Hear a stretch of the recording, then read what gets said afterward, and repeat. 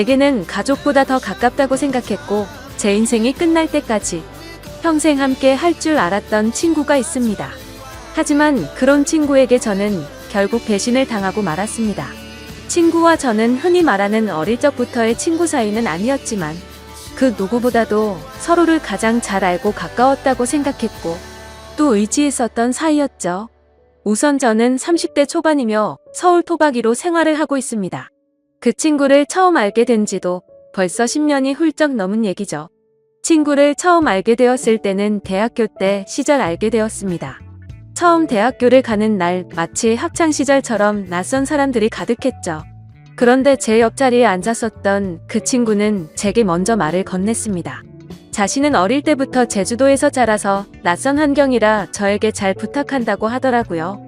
근데 저도 서울에 살았을 뿐이지 여기 있는 모든 게 다 낯설고 부담스러운데 이런 부탁을 하니 뭔가 부담스럽긴 했지만 반갑기는 하더라고요. 근데 그 친구의 성격은 그렇게 타고난 사람이었죠. 처음 보는 사람에게도 아무렇지 않게 다가가는 그런 성격의 친구였습니다. 그때 당시에는 저도 너무 부담스러운 자리였기에 말을 걸어주니까 고마웠습니다. 제게는 낯선 환경에서 도움이 돼주었던 친구였죠. 그 친구와 저는 어떻게 보면 아무도 모르는 낯선 사람들 가운데 처음으로 친구가 된 셈이었습니다. 그래서 같이 많은 시간을 함께 붙어 다녔고 결국 동아리까지 같이 들어가게 되었습니다. 지금은 그렇지 않겠지만 제가 대학교 생활을 할 때만 해도 특정 동아리는 마치 군대 마냥 군기가 엄청 강했습니다. 저는 동아리 활동은 취미라는 생각이 강했었고 언제든지 그만두면 그만이지라는 생각이 있었습니다. 하지만 그때 당시 제가 그 동아리에 들어가게 된 이유가 있었죠. 왜냐하면 지금의 제 아내가 그때 제가 짝사랑했었던 여자였습니다. 대학교에 오자마자 반했던 여자였죠. 저희 학과 특성상 대부분 남자들이어서 그런지는 모르겠지만 제 아내는 그때 당시에 몇 명 안 되는 여자들 중에서도 아주 인기가 많았죠. 지금에서야 하는 말이지만 저 말고도 고백을 많이 받았다고 했던 걸 들었습니다. 아무쪼록 저는 신입생 환영회에서 제 아내를 처음 만나게 되었고 예쁜 외모의 밝고 털털한 성격에 첫눈에 반하게 되었습니다. 그래서 가까이 지내고 싶었고 매일같이 보고 싶었죠. 하지만 평상시에 마주치고 싶어도 잘 보이지가 않더라고요. 그래서 저는 도대체 왜 잘 보이지가 않나 싶어서 원인을 찾아봤습니다. 알고 보니 제 아내는 학과 생활보다도 동아리에 덧대시 깊었던 건지 수업 시간 외에는 늘 동아리에 있더라고요. 그래서 잘 보이지 않는 이유가 동아리 때문이란 걸 알게 된 후로 저는 그 동아리에 가입을 하게 되었습니다. 근데 제 친구도 제가 가입한 동아리를 따라서 가입하더라고요. 그때는 단순히 저를 따라서 가입한 걸로만 알고 있었습니다. 그것도 10년이 넘게 그런 생각을 갖고 있었던 거죠. 그때 당시에는 많은 게 즐거웠습니다. 성인이 되고 나서 술을 마시는 것도 새롭고 즐거웠고 동아리에 가서 스트레스를 받을지언정 제가 사랑하는 아내를 매일같이 볼 수 있었으니깐요. 그런데 그런 마음만 가지고 적성에 맞지 않는 동아리에서 오랜 시간을 보내기에는 많은 고통이 뒤따르더라고요. 제가 동아리에 별로 관심이 없는 걸 알아챘는지 바로 윗기수의 남자 선배 한 명이 어느 순간부터 저를 자꾸만 건들더라고요. 니까짓게 왜 여기 와서 물을 흐리냐. 이따위로 시간 때울 거면 꺼지라고 하더라고요.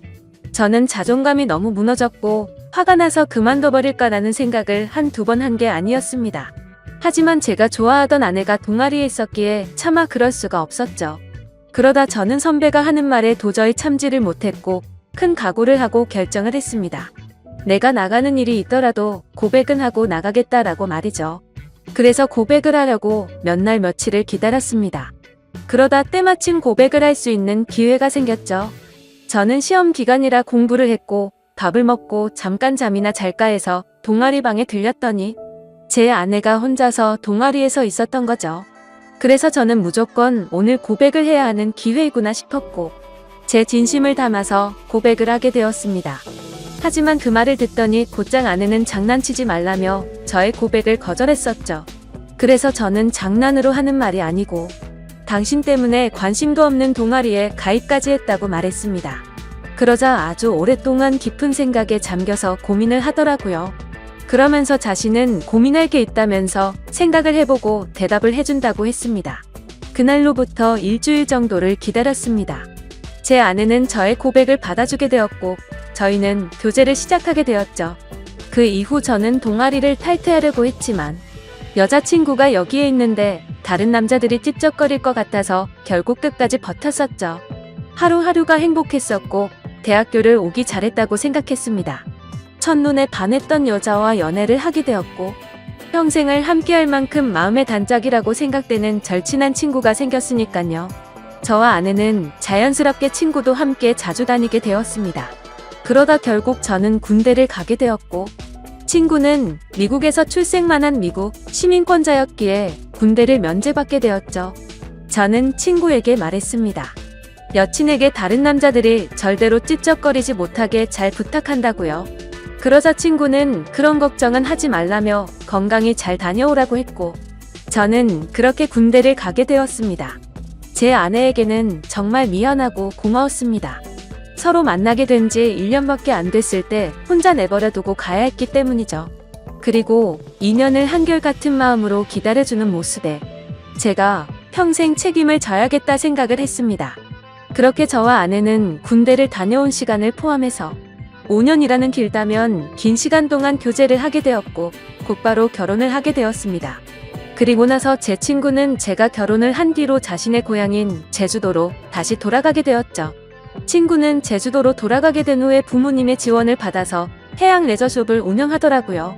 그렇게 사업을 성공적으로 이룬 친구는 젊은 나이에 억대가 넘는 연봉으로 성공한 삶을 이루었고 저는 그저 그런 평범한 직장에 취직을 하게 되었습니다. 그렇게 친구는 1년에 한 번 정도씩 얼굴을 보게 되었죠. 하지만 너무 친했던 친구라서 아주 오랜만에 보더라도 어제 만난 듯이 전혀 거리낌이 없었고 저희는 늘 그렇듯 우정을 다져가고 있었습니다. 그러다 얼마 전 친구는 이번에 비즈니스상 미팅이 있어서 서울로 온다고 하더라고요. 반가운 마음에 아내의 허락도 구하지 못한 채 저희 집으로 꼭 오라고 말했습니다. 막상 말하고 나서 끊고 나니 아차 싶더라고요. 그래서 아내에게 어렵게 말을 했죠. 성원이가 다음 주에 서울 올라와서 집으로 오라고 했는데 괜찮아? 라고 하자 아내는 잠깐 멈칫하더니 응 그럼 괜찮지라고 대답을 하더라고요. 저는 아내가 이해를 해주어서 다행이구나 싶었습니다. 며칠이 지난 뒤 친구는 서울로 올라오게 되었고 일을 마치고 저희 집으로 찾아왔습니다. 아내는 친구에게 간단히 인사를 하고는 술상을 차리러 갔고 친구와 저는 오랜만에 만나서 시간 가는 줄도 모르고 술자리를 가지게 되었죠. 그렇게 한창 술을 마시고 자고 일어났더니 친구는 여전히 잠을 자고 있었고 저는 늦잠을 자버리는 바람에 정신없이 출근을 했습니다. 그리고 나서 퇴근을 하고 집으로 들어갔더니 친구와 제 아내가 마주 앉아서 밥을 먹고 있더라고요. 저는 친구에게 내려간 줄 알았더니 아직 안 갔어? 라고 묻자 친구는 아직 일이 덜 끝나서 며칠만 더 있다가 간다고 하더라고요. 그러자 아내는 서울에 아는 사람도 없고 여기에 친구가 있는데 굳이 딴 데 가지 말고 저희 집에서 머물러도 된다고 말하더군요. 친구는 너무 민폐가 아니냐며 괜찮냐고 하는데 뭐라고 하겠습니까? 아내도 괜찮다고 하는데 친구가 되어 가지고 다른데 가서 자라고 할 수도 없었죠. 저도 네가 괜찮으면 여기에서 지내도 된다고 했고 친구는 곧바로 고맙다고 대답을 했습니다. 아내는 저도 앉아서 같이 밥 먹자며 밥을 차려주는데 뭔가 기분이 이상하더군요. 열심히 일하고 집에 들어왔더니 아무리 친구라지만 아내와 단둘이서 밥을 먹고 있다는 게 찜찜했습니다. 하지만 제가 너무 과하게 생각하는 거 아닌가 싶어 그냥 그러려니 할 수밖에 없었죠. 옷을 갈아입고 식탁에 앉으니 비싼 한우가 놓여져 있었고 온갖 음식이 푸짐히 차려져 있더라고요. 저는 아내에게 이게 뭐냐고 묻자 친구가 대답하더라고요. 제 아내가 먹고 싶어 해서 아까 같이 장 보다가 자기가 샀으니 부담 갖지 말아달라고 했습니다. 그래서 둘이 같이 장도 보러 갔다 왔냐고 묻자 친구는 술도 깨고 산책도 할 겸 같이 다녀왔다고 하더군요. 아무리 친한 친구라도 그렇지 이건 아니다 싶었고 그때부터는 기분이 좋지가 않았습니다. 그리고는 그날은 평소에 술은 입에도 대지 않던 아내도 합세하여 셋이서 술을 마시게 되었죠. 어느 정도 술이 들어가자 갑자기 아내는 친구에게 온갖 칭찬을 하더군요.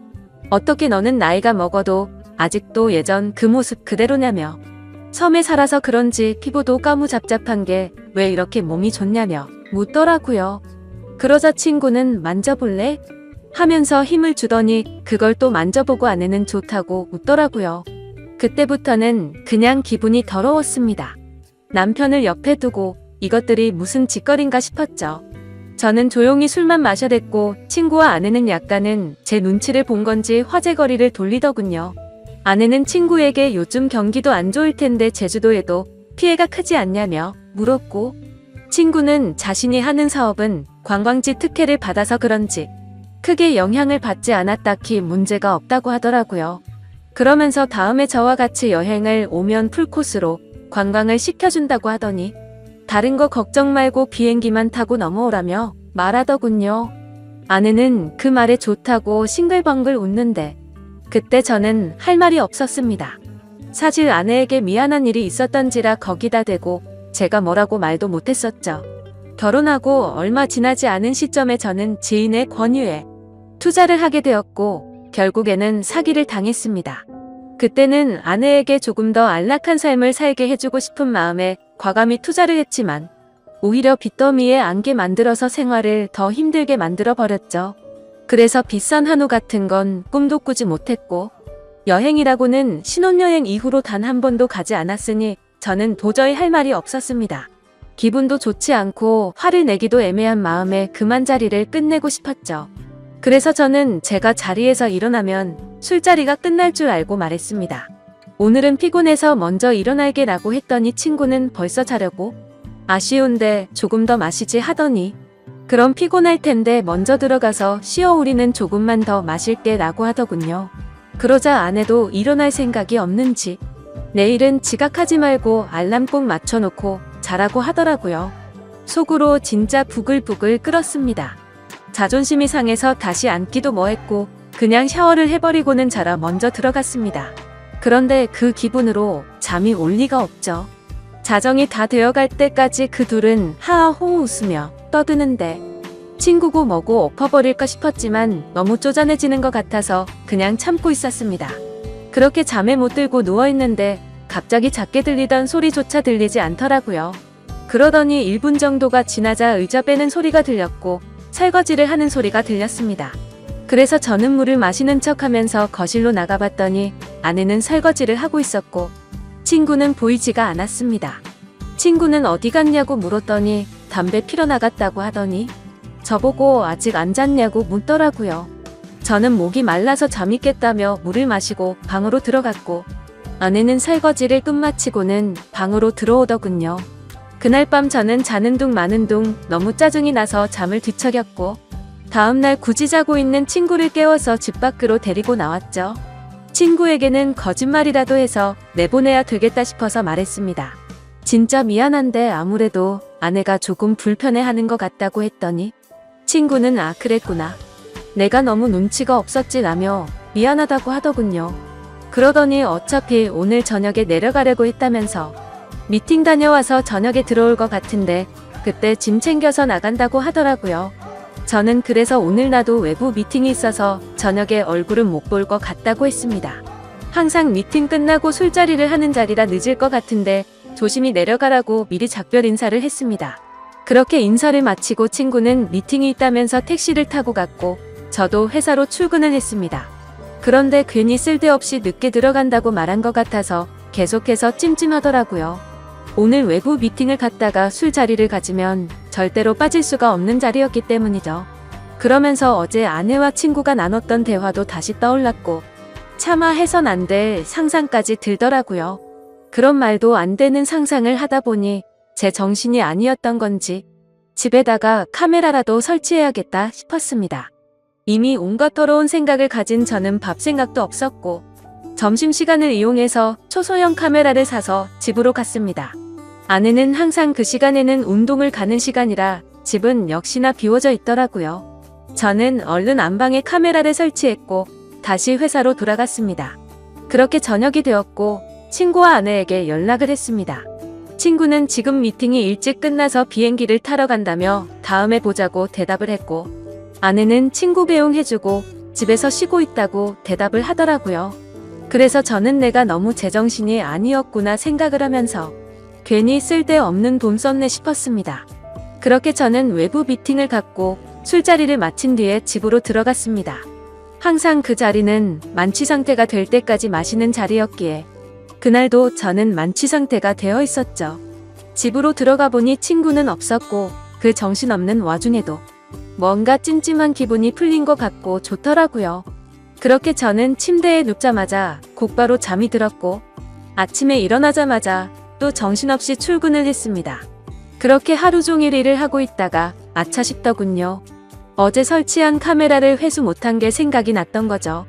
혹시라도 아내가 알아차리면 엄청나게 큰 싸움으로 번질 것 같아서 퇴근하자마자 빨리 치워야겠다라고 생각을 했습니다.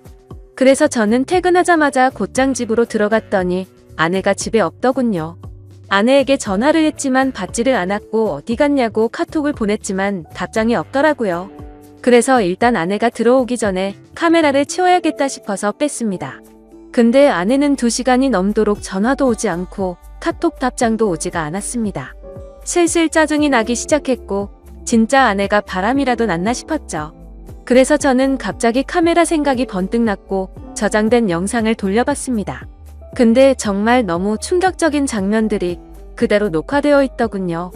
제가 카메라를 설치하고 집 밖으로 나간 지 2시간 정도가 지나자 남자 여자 목소리가 들려오더니 제 아내와 친구는 방으로 키스를 하면서 들어왔습니다.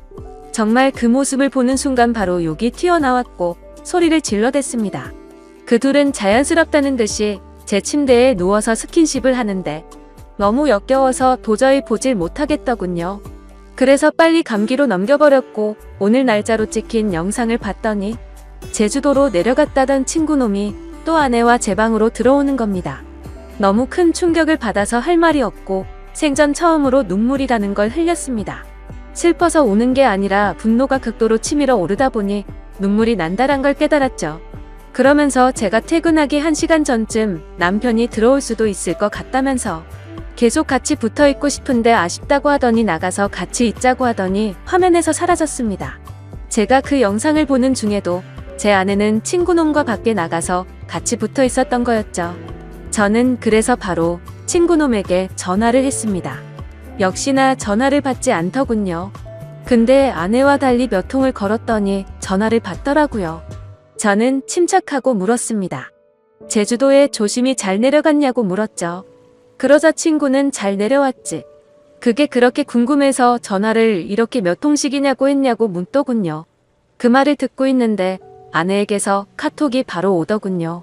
친구랑 오랜만에 만나서 영화를 보고 있다고 거짓말을 자연스럽게 하더라고요. 카톡을 보자마자 더 이상 저는 분노를 참을 수가 없었고 곧바로 욕을 했고 소리를 질렀습니다. 네가 내 친구라는 놈이 어떻게 내 아내랑 바람을 필 수 있냐고 했죠. 그놈은 당황하면서 무슨 소리냐며 무슨 근거로 그런 말도 안 되는 소리를 하냐고 하더라고요. 저는 그래서 내가 전에 집에 도둑 들 것 같아서 카메라 설치해놨는데 이건 몰랐냐고 욕을 하니까 갑자기 아무 말이 없더니 전화를 끊더군요. 아내도 곧바로 카톡이 더 이상 오지 않았고 2명 다 전화며 카톡이며 제 연락을 무시하고 받지를 않고 폰을 꺼버렸습니다. 이게 바로 며칠 전에 벌어진 말도 안 되는 상황입니다. 어떻게 이런 일이 벌어질 수가 있는지 너무 충격적이어서 말도 제대로 나오지를 않습니다. 이미 장인 장모님께 연락해서 있는 사실 그대로를 말한 상태이고요. 더 웃긴 건 친구놈은 죄다 거짓말투성인 정신 나간 놈이었습니다. 친구놈이 운영하고 있다는 해양 레저숍의 연락처를 알아내서 전화를 해보니 전화가 되지 않더라고요. 그래서 저는 로드뷰를 이용해서 그 위치를 찾아냈고 근처에 있는 가게에 연락을 해서 물어봤습니다. 정말 죄송한데 제가 급한 일이 있어서 그런데 그쪽 옆에 있는 해양 레저숍 혹시 문을 열었냐고 했더니 이미 폐업한 지 몇 달이 됐다고 하더라고요. 그리고 너무 답답한 마음에 대학 시절 같이 알던 친구에게 연락을 했더니 결국 설마 했는데 그 둘이 사고를 칠 것 같더니 일을 냈구나 라고 말하더군요. 무슨 말이냐고 물어보니 제가 군대에 갔을 때도 이 둘은 매일같이 붙어 다녔다고 하더라고요. 그래서 주변에서 이상하게 보긴 했지만 딱히 스킨십을 하고 이랬던 건 아니었고 제가 있을 때도 셋이서 자주 다녔기에 그냥 친구 사이로 같이 다니는구나 했답니다.